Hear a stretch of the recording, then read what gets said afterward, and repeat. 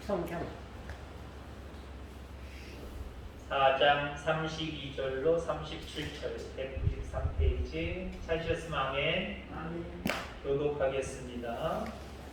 믿는 무리가 한 마음과 한 뜻이 되어 모든 물건을 서로 통용하고 자기 재물을 조금이라도 자기 것이라 하는 이가 하나도 없더라. 사도들이 큰 권능으로 주 예수의 부활을 증언하니 우리가 그 은혜를 받아 그 중에 가난한 사람이 없으니 이는 밭과 집 있는 자는 팔아 그 판 것의 값을 가져다가 사도들의 발 앞에 두매 그들이 각 사람의 필요를 따라 나누어 줍니다. 구브로에서 난 레위족 사람이 있으니 이름은 요셉이라 사도들이 일컬어 바나바라 번역하면 위로의 아들이라 하니 그가 같이 있음에 팔아 그 값을 가지고 사도들의 발 앞에 둡니다. 아멘. 아멘. 아멘. 오늘 이 수요 예배에도 귀한 은혜가 우리 모두에게 충만하기를 주의 이름으로 소망합니다. 이 지구상에는 크게 세 인종이 있죠. 백인이 있고 흑인이 있고 또 타민족이 있습니다. 우리가 흔히 이 세 부류를 구분하는 방법이 다 있고 여러분들 나름대로 그런 사람들을 보면 저 사람은 서양인이다, 저 사람은 흑인이다, 저 사람은 뭐 동양인, 상인족이다 라고 하는 것을 쉽게 구분할 겁니다. 말 그대로 백인은 약간 피부색이 하얀 사람들을 얘기를 하고 있고요. 흑인은 쉽게 구분하겠죠. 얼굴이 상당히 꺼무적적하신 그런 분들이 흑인이지. 그 중간 사이의 인종을 우리 동양계의 보통 사람들, 황인족이다 이렇게 이야기를 합니다. 구별할 수 있겠죠. 자, 그러면 저 사람이 거짓말을 하는 사람이다, 지금 말하는 것이 거짓말이다, 진실이다를 여러분들 어떻게 찾아낼 수 있겠습니까? 모르죠. 알 수가 없죠. 상대방이 나한테 지금 진실을 얘기하는지 거짓을 얘기하는지 몰라요.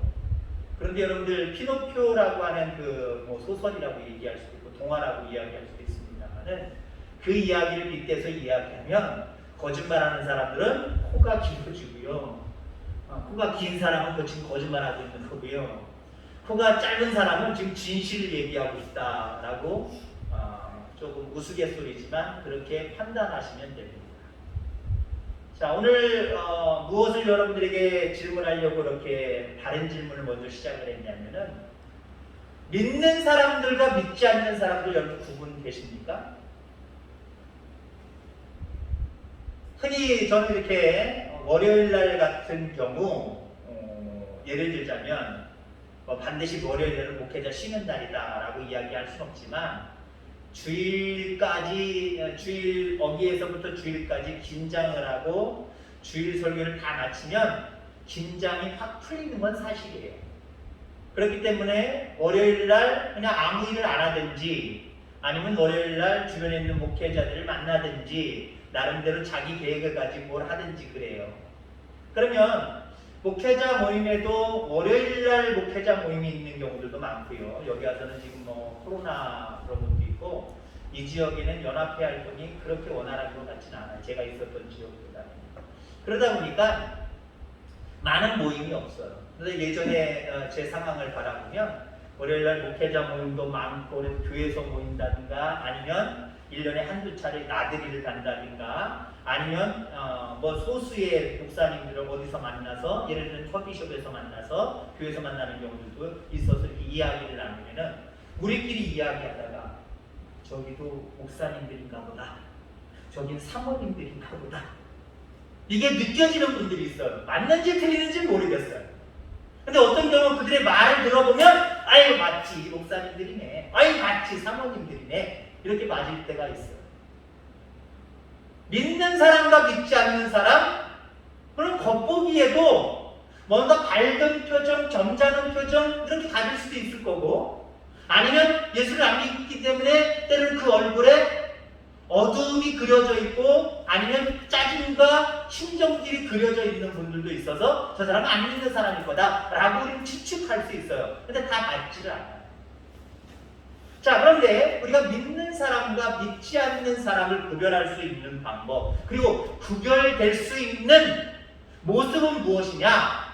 그 사람에게 사랑이 있느냐 없느냐, 이것이 바로 그리스도인과 비그리스도인들을 나누는 차이를 결정하는 아주 결정적인 요소다라고 하는 거죠. 믿는 사람들에게는 사랑이 있어야 되고요, 사랑의 모습이 나타나야 되고요, 믿지 아니하는 사람들에게는 사랑도 없고 사랑의 모습도 나타나지 않는다라고 하는 거죠.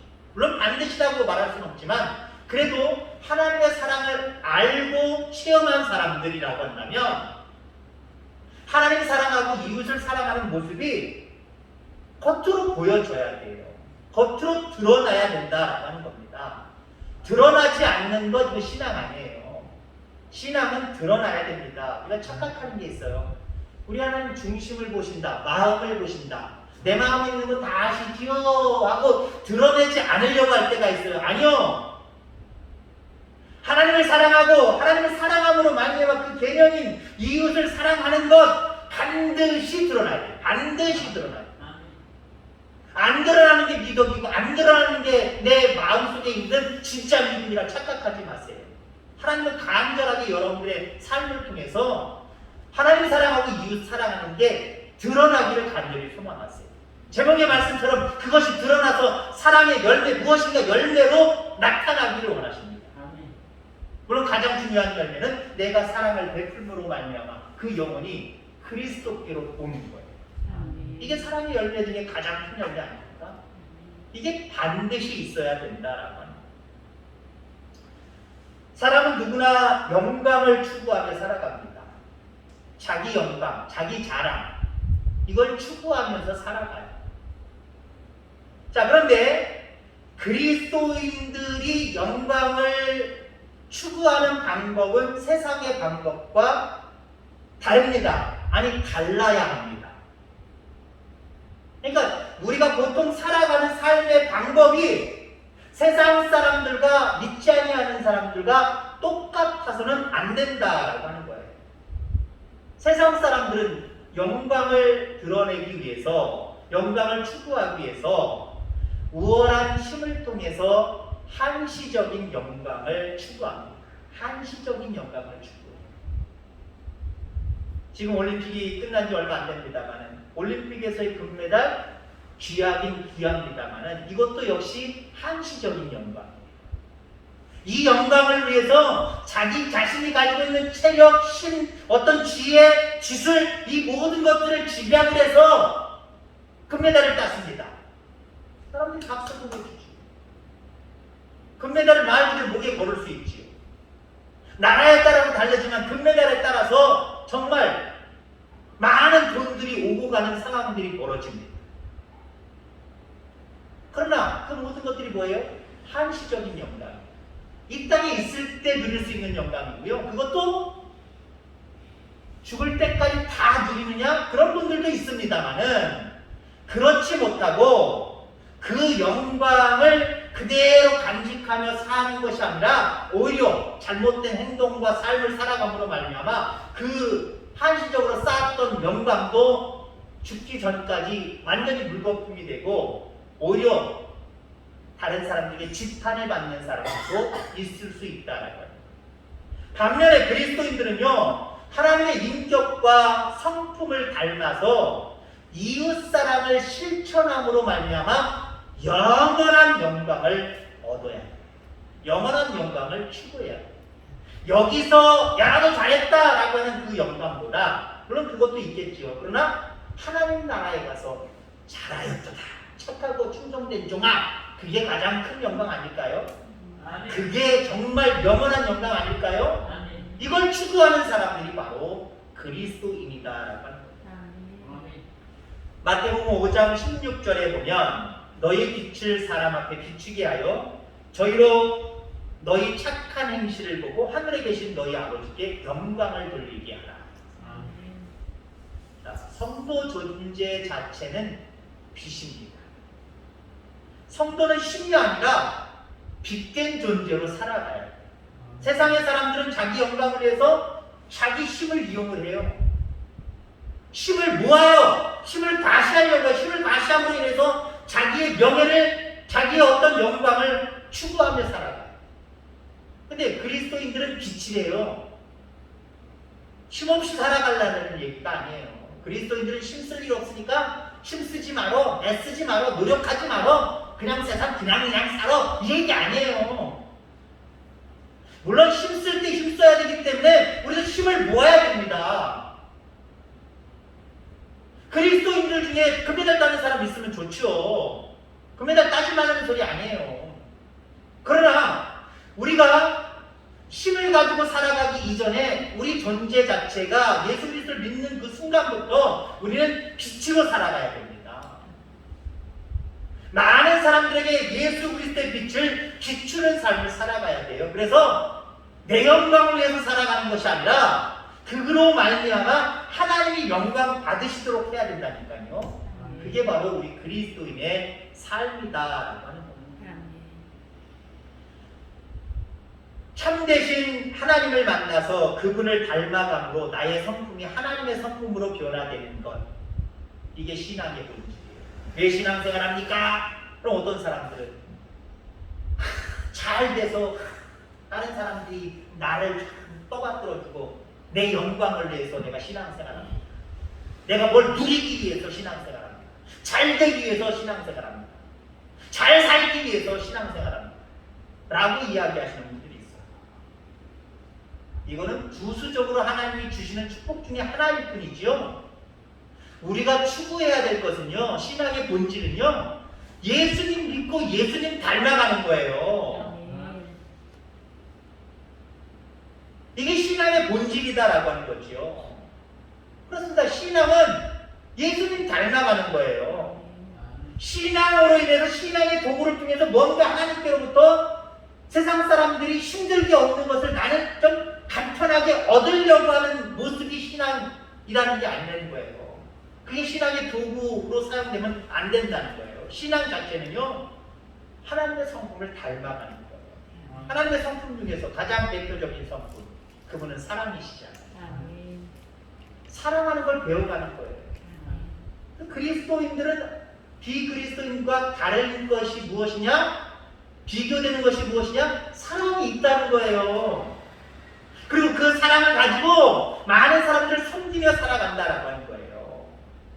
여러분들, 이것이 성도의 삶임을 기억할 때 이런 삶을 살아가는 저와 여러분들 다 되기를 주의 이름으로 축원합니다. 본문에 보면은 초대교회에 사랑이 충만했습니다. 무엇으로 알 수 있냐면은 섬김, 희생, 나눔이 있었어요. 이 섬김, 희생, 나눔은 한마디로 사랑을 대표하는 단어들이고 행위들이에요. 사랑이 있는 사람들은 섬기게 되어 있고 희생하게 되어 있고 그리고 나누게 되어 있어요. 초대교회는 하나님의 사랑으로 뜨거웠어요. 하나님의 사랑으로 가득 찬 교회가 바로 오늘 본문에 나오는 초대교회였습니다. 여러분, 그러면 이들이 어떻게 이렇게 살아갈 수 있었을까? 어떻게 하나님의 사랑을 닮아서 그 사랑의 행위, 섬김과 희생과 나눔이 있는 삶을 살 수 있었을까? 이걸 오늘 함께 배워보고자 합니다. 그 모습은요, 우리가 예수님 닮아가는, 그래서 예수님처럼 정말 예수님 하나님을 사랑하는 것뿐만 아니라 이웃을 내 몸과 같이 사랑할 수 있는 비결 중에 가장 대표적이고 가장 큰 것은요, 부활신앙.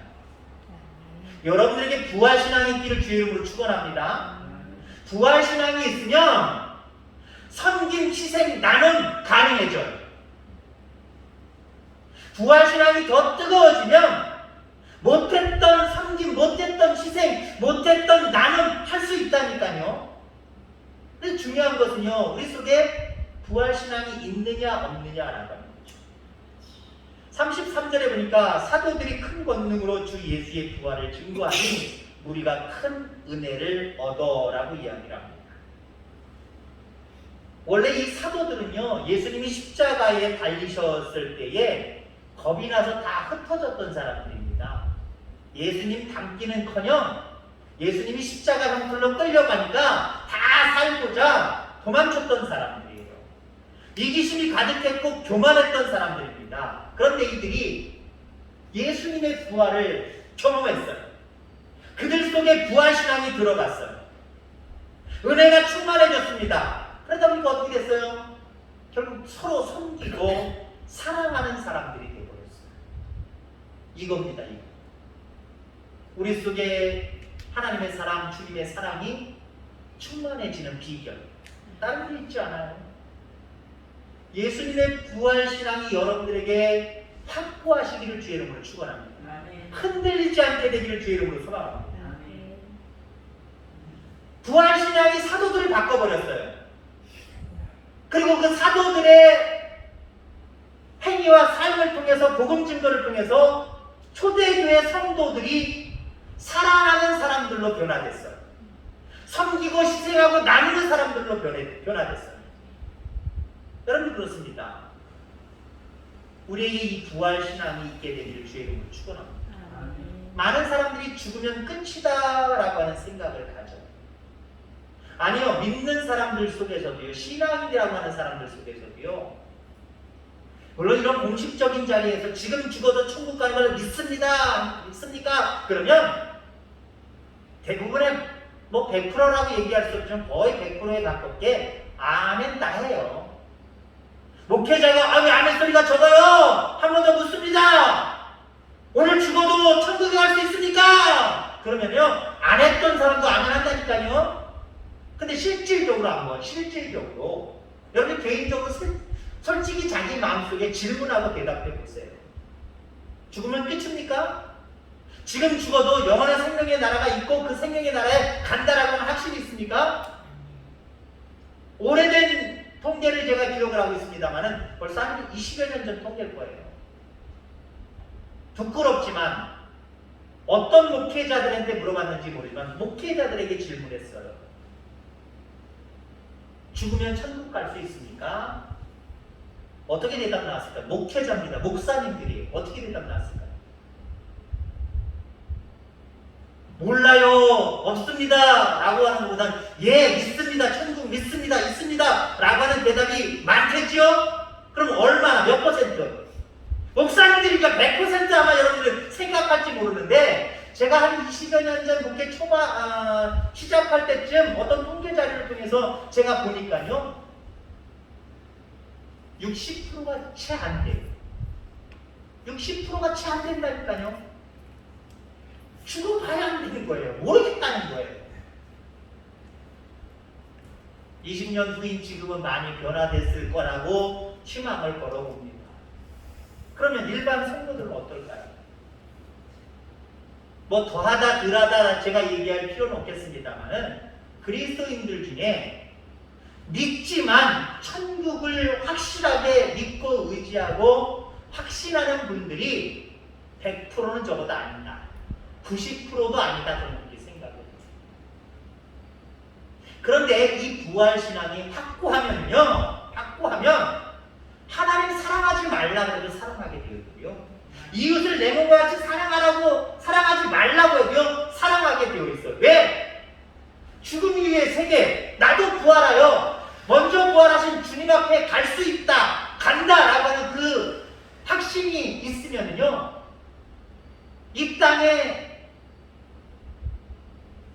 어쩌면은 금방 사라질 영광을 추구하며 살아가는 세상 사람들처럼 살아갈까요? 아니죠.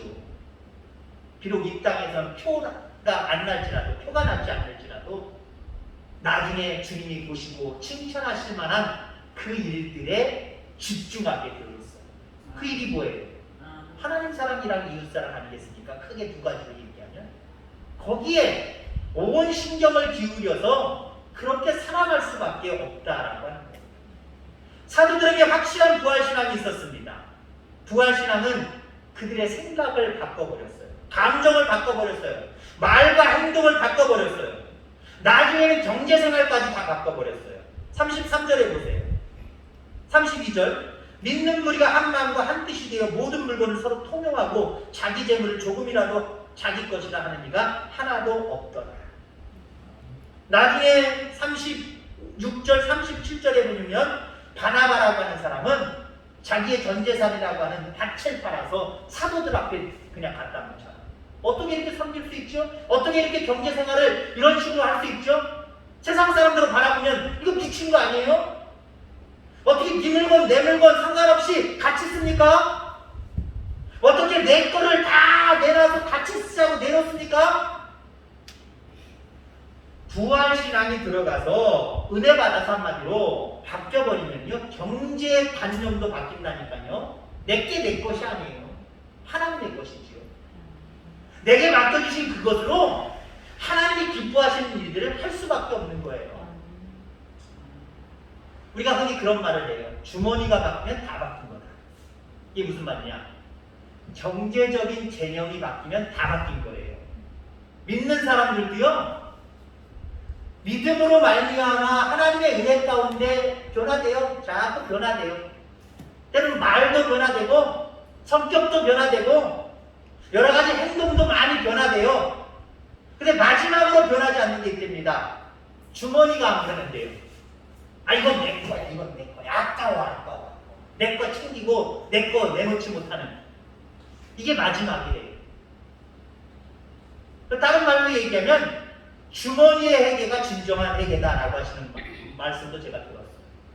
여러분 그렇습니다. 부활신앙을 가지면 여러분 가졌어요. 가졌는데 더 뜨겁게 가지면 확실하게 가지면 다 변해요. 안 변할 게 없어요. 모든 것들이 변화되게 되어 있어요. 자 그러면 결론적인 말씀으로 참된 신앙 한마디로 부활신앙이 없는 사람들은요 세 가지 함정에 빠질 수가 있어요. 믿노라 하면서도 이 세 가지 함정에 빠져있는 성도들 많이 봐요. 무엇에 빠질 수 있느냐? 부활신앙이 없으면 어떤 세 가지 잘못된 관념에 빠질 수 있느냐? 첫째는 관념합니다. 모든 것을 머리로만 생각해요. 머리로만 다 생각하고 머리로만 끝나고 기독교가 쇠퇴할 때의 특징 중에 하나가 관념합니다. 관념화. 예배도 그냥 관념화 해버리는 거예요. 11조, 주일성수, 순교, 부활 모든 것들이 실제로 하라는 것이 아니라 그렇게 관념적으로 그렇게 생각하고 그렇게 내 마음속에만 정리가 되면 된다라고 생각하는 경우가 있어요. 여기 기록되어 있나요? 아니 우리 그 성찬할 때 이렇게 하얀 거 덮는 거 나를 기념하라. 성찬 예수님의 살을 상징하는 떡과 예수님의 피를 상징하는 포도주를 나누는 거예요. 기념하라는 말을 잘못 해석하는 분들이 많이 있어요. 그때 예수님이 2000년 전에 날 위해 돌아가셨지. 그때 많은 주인들을 위해 돌아가셨지. 내가 믿습니다. 그분이 우리의 모든 죄를 위해서 살을 찢기셨지. 그리고 피를 흘리셨지. 제가 믿습니다. 그냥 관념적으로만 생각하는 거, 그거 성찬에 참여하는 거 아니에요. 예수님이 나를 위해서 피 흘리신 거, 예수님이 나를 위해서 살을 찢기신 이 모든 것들이 뼈저리게 느껴져 와야 되고요. 느껴지는 관념화뿐만 아니라 나도 주님처럼 섬기겠습니다. 희생하겠습니다. 라고 하는 모습으로 행함으로 연결돼야 돼요. 근데 행함은 없고 관념 속에만 있는 거예요. 관념 속에만 있는 거예요. 이럴 때 기독교가 가장 쇠락했습니다. 오늘날도 쇠락의 길을 걷고 있는 기독교회를 보면서 안타깝지. 많은 그리스도인들 이런 어떤 경건의 모습들이 많이 있잖아요. 예배, 찬송, 기도, 주일성수, 순교, 부활 이런 것들. 이런 모든 것들을 그냥 관념화만 되어 있지 이것이 생활화, 내 삶에 그대로 실천되어지는 모습으로 되지 않았다.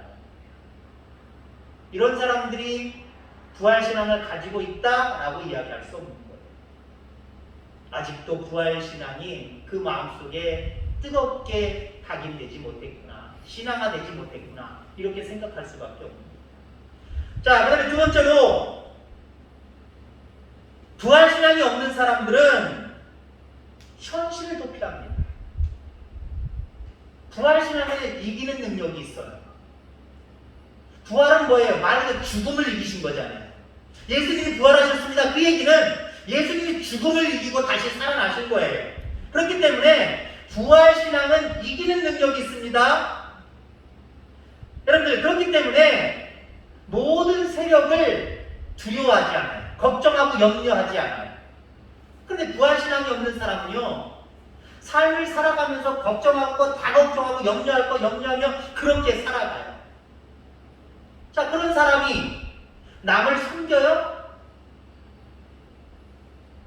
그런 사람이 여러분들 희생을 해요? 그런 사람들이 나눠요? 안 나눈단 말이에요. 다른 예를 들자면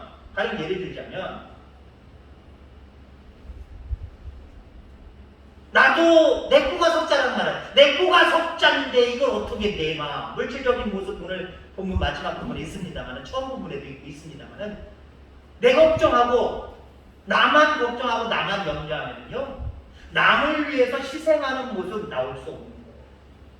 우리나라 사람들 가장 흔히 자기를 보편화하기 위해서 쓰는 표현이 있잖아요. 내 코가 석자. 목회자들끼리도 모여서 어디 해외 선교하는 데 있어, 아니면 뭐 이렇게 개인적으로 구제하고 선교하는 데 있어. 그러면 목사님들도 어떤 현실 도피적인 부분을 가지고 있는 목사님들이 있어요. 그러면은요, 자기도 힘들어 죽겠고 나도 이 자리를 면하지 못했는데 뭘 도와주냐고, 어디서 도와줄 수 있는 분들만 자꾸 생각하고요, 그거 끌어들이려고만 애쓰고 힘쓰는 그런 분들 있단 말이에요. 그런 분들 있단 말이에요. 저희 손의 동서도 목회를 하십니다만은, 지금부터 한 거의 지금 21년이죠.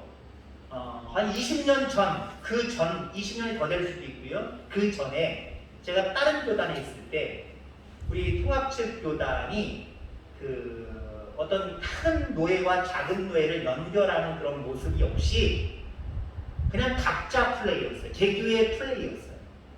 자, 그러다 보니까 미자립교회, 저 같은 경우는 충청도에서 미자립교회에 있을 때 서울노예와 충남노예가 연결이 되어져서 교회를 매칭을 시켜줘요. 저는 제가 미자립교회에 있을 때 영락교회랑 매칭이 돼서 한 달에 얼마씩 이렇게 도와주는 게 있어요. 그게 다 교단으로 들어가요. 저기 교회는 영락교회에서 매달 얼마씩 들어간다. 그러면 다 계산이 되죠. 계산이 돼서 그럼 됐어. 받았는데도 불구하고 좀 모자라네. 기초적인 생활비가 모자라네. 교단에서 좀 도와줘요. 아니면 넘치는 분들이 있어요. 다시 넘치는 거 10만원, 20만 교단으로 개어내는 거예요. 어떤 목사님들 안 개어내고 버티는 분들도 있어요. 그러기 전의 모습인데 저희 동서 형님이 그런 말씀을 하시더라고요.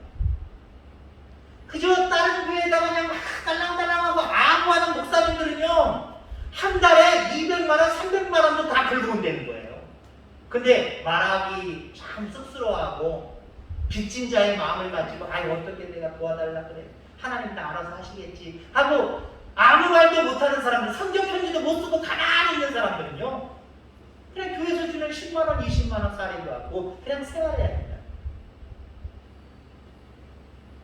여러분들, 우리의 삶 가운데 우리의 모습이 현실 도피가 되지 않기를 바랍니다. 부활신앙, 이기는 신앙이 없으면요, 날마다 힘들다, 어렵다, 내 팔자야, 내 코가 석자다, 이런 모습으로 자꾸 이기려고 하는 신앙, 이기려고 하는 자세를 버리고 자꾸 무엇인가 어디서 얻으려고 자꾸 도망가는 신앙을 가질 수밖에 없어요. 때로는 여러분들 물질적으로나 경제적으로 여러 가지 모습 속에 부족한 모습이 있을 수도 있어요. 그러함에도 불구하고 나는 반드시 승리한다, 이긴다 라고 하는 그런 어떤 믿음이 여러분들에게 있기를 바랍니다. 그 믿음은요, 예수님이 죽음을 이기시고 부활하셨고 그 믿음을 우리에게도 부어주셨기에 우리가 이기지 못할, 견디지 못할 것이 없다라고 하는 부활신앙의 믿음을 여러분이 가지시기 바랍니다. 그러면 다른 거 다 둘러치고 이웃을 사랑 못할 이유가 없다니까요. 이유가 없어요. 사랑하지 못할 이유가 없어요. 현실을 도피하지 말고 가지고 있는 그것으로 이웃을 사랑하며 살아가는 저와 여러분들 다 되기를 간절히 소망합니다. 마지막으로 부활신앙을 갖지 못하면요 극단적인 개인주의에 빠질 수가 있습니다. 옛날에는 교회 때는 목회자, 성도들끼리 연합회 활동이 참 많았던 것 같아요. 부흥회를 해도 품앗이식으로 우리 교인들만 부흥회하면 너무 강사님들도 힘이 안 나고 여러 가지 경제적인 모습으로 강사님들도 적대해야 되잖아요. 이런 어떤 경제적인 부분도 부담이 되니까요. 주변 교회에서 힘껏 도왔어요. 교단을 넘어서서 목사님들이 어디 교회 부흥회 있다 그러면요. 1시간이고 뭐 30분이고 걸어가는 거고 차 타고 가는 거고 아니면 옛날에는 저는 오토바이 타고 우리 몇 분들이 막 왔다 갔다 하시는 거 봤어요. 그러면서 연합활동 했어요. 예전에는 초교파적이든 아니면 뭐 이런 쪽이든 부활절이다 아니면 성탄절이다 연합으로 예배드리고 나온 헌금 가지고 지역사회를 돕고 이런 거 많았단 말이에요. 근데 교회도 마찬가지고 성도들도 마찬가지고 우리 교회 아니면 내 교회 아니면 거들떠보질 않아요. 이웃의 교회가 힘들어해도 관심 갖지 않아요. 우리 교회만 괜찮으면 됩니다. 아니면 그냥 신앙생활 하다가 우리 교회라고 할 때 내가 출석하는 교회라고 할지라도 여차하면 떠나버리면 그만이다 라고 하는 생각을 가져요. 너무 개인적이에요. 여러분들 부활신앙은요 하나로 연결하는 힘이 있어요. 그래서 부활신앙을 가진 사람들은요 개인주의에 빠지지 않아요. 연합주의에 빠지죠. 나 혼자보다는 같이 하려고 하는 모습들이 있단 말이에요. 연합을 하려고 하면 어떤 것이 가장 우선적이어야 되는지 아십니까? 모이기에 힘써야 돼요. 모여야 연합을 하든지 말든지. 그러니까 극히 개인적인 건 뭐예요? 극히 개인적인 거는 그냥 내가 생각하는 그 예배만 참석하면 그만이다라고 생각을 해요. 아니요. 우리가 정해놓은 예배들마다 모이기에 힘쓰는 모습이 있을 때 우리에게 더욱더 부활신앙이 더 뜨거워질 수 있어요. 근데 부활신앙이 원래부터 연약하거나 잘하지 않는 사람들은 왜 잘하지 않느냐? 왜 그것이 뜨거워지지 않느냐? 이미 벌써 개인적인 생각 여기에 빠져버린 거예요. 또 단체, 연합, 함께를 별로 생각을 하지 않아요. 여러분 이걸 뛰어넘을 수 있는 저와 여러분들 다 되기를 주의 이름으로 축원합니다.